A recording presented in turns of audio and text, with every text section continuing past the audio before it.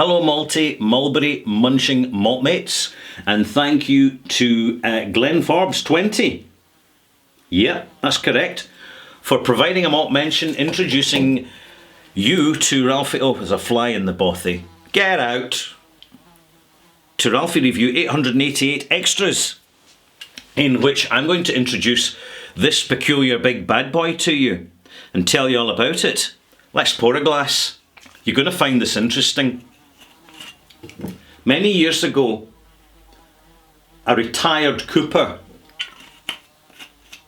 and I were chatting, and he said, you know, you seem to be really interested in your whiskies. I've got this bottle of stuff that, you know, I'm not interested in. Do you want it?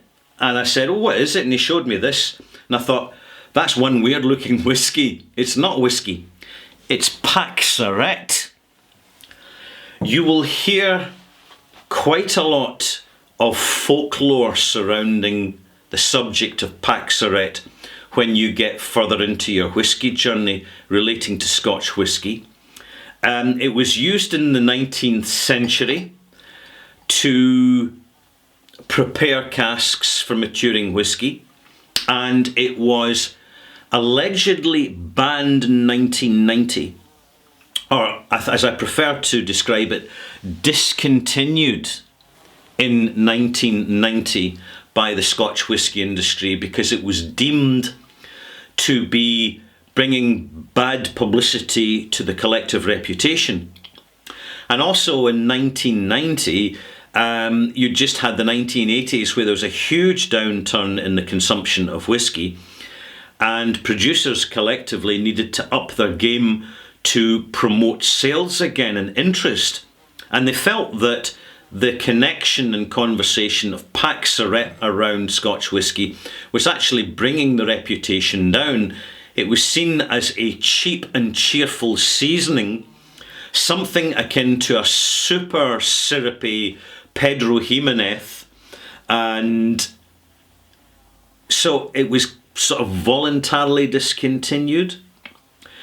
But in a way, it's never completely disappeared because it's been replaced by seasoned Oloroso and PX casks, which are used extensively still in the Scotch whisky industry. Now, I have to make it clear at this point that these Pedro Jimenez and Oloroso seasoned casks do not contain Pax-Arette, but they do contain something which is related to a certain extent to Pax-Arette. And in the folklore of things, Pax-Arette's got a really bad name. You will hear in conversations now and again, and from experienced distillers, that it's quote unquote dreadful stuff. It was a big mistake. It was really bad, and oh, we wouldn't dream of using that anymore these days. But the thing is, malt mates, what does it actually smell and taste like? Well, as I'm nosing this, I want to give you a little bit of personal history here with Pax-Arette. This is from about 1975. It's a litre bottle, and one bottle would be used in an exhausted sherry cask to kind of juice it up a little bit and to retain the essence of the Pax-Arette in the casks. They would actually heat up the cask and by injecting steam under pressure, which would kind of push this syrup into the wood to a certain extent.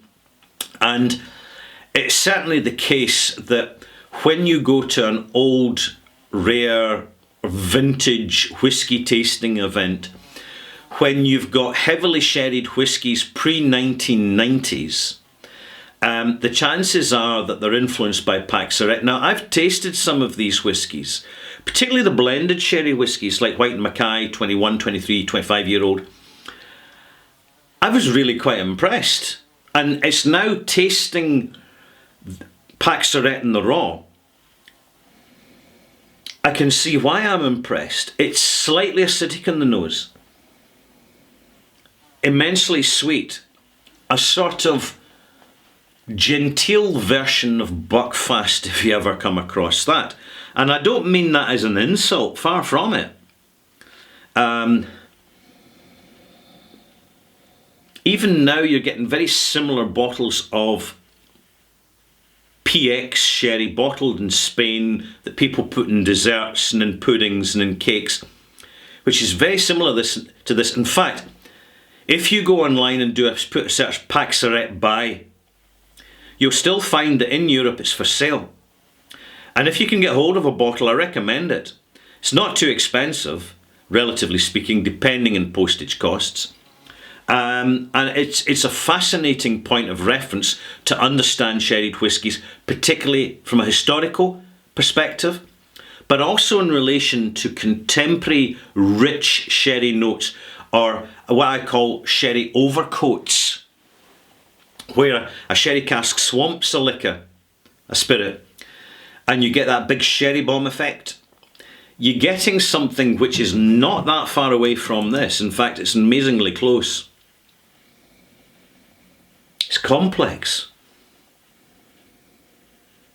Quite dark, almost caramelized cherry, black cherry notes.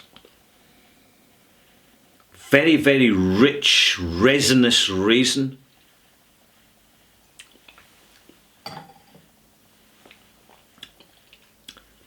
Intensely sweet on the palate, but probably due partly to old bottle effect. There's a sort of delicacy along with the intensity. It's primarily a sugar syrup sherry, but the quality and the clarity and the freshness of that sherry is really quite impressive. If you were offered this as a cream sherry on a visit to Britain for any reason, because cream sherries are popular in Britain, relatively, and you got this, you would consider you're getting something pretty high end and really quite expensive.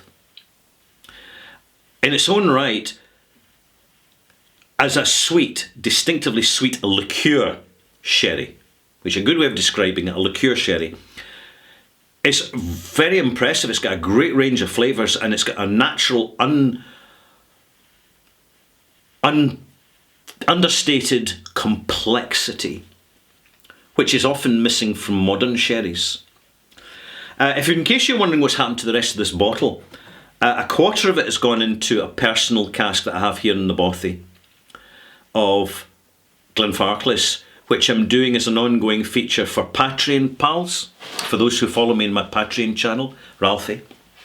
But I have discussed it with them quite a while ago now, but I want to just mention it to yourselves on my YouTube channel so as to give you increased awareness and perspective, so that when Pax Arette jumps into the conversation in your whisky club or on your Reddit or wherever you're talking whisky, you have a far better idea about it above and beyond the strict orthodox historical footnote that has been written by the Scotch whisky industry and people who are whisky fans.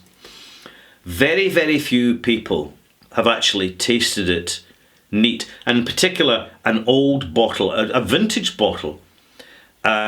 So what would I finish off with my tasting notes? Very little finish in it.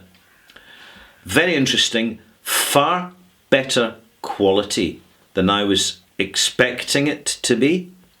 And furthermore, for the record, if you were to say, hey Ralphie, we're going to sell our whisky and we've used Pax Arette in a well-rinsed ex-sherry cask, I'd say, I'm interested in buying your whisky.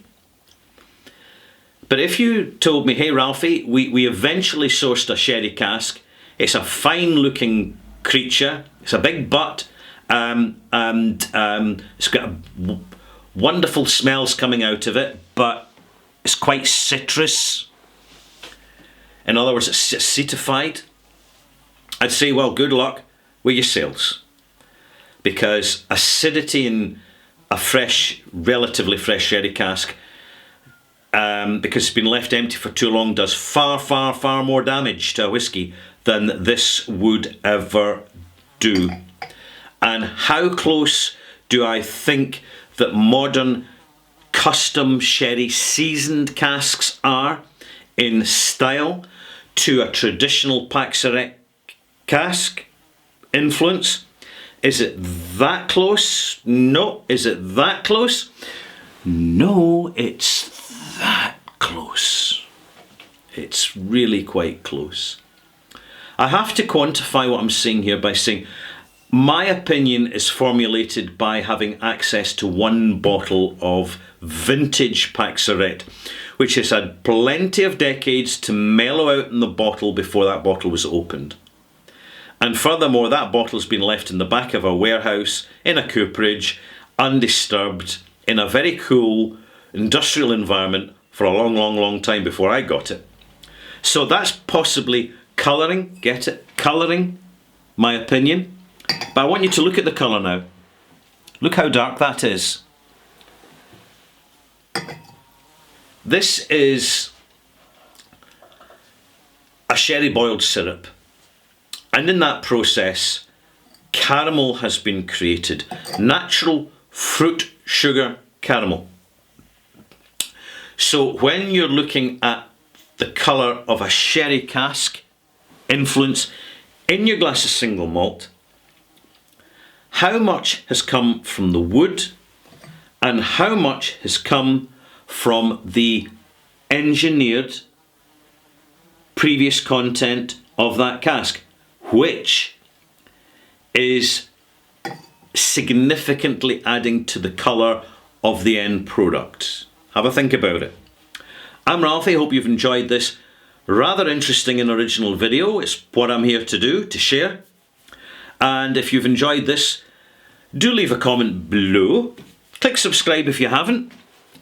Thumbs up if you like it. And we'll see you soon, malt mates. Because we know that you're on a whiskey journey. And like myself, you want to know more than you did yesterday.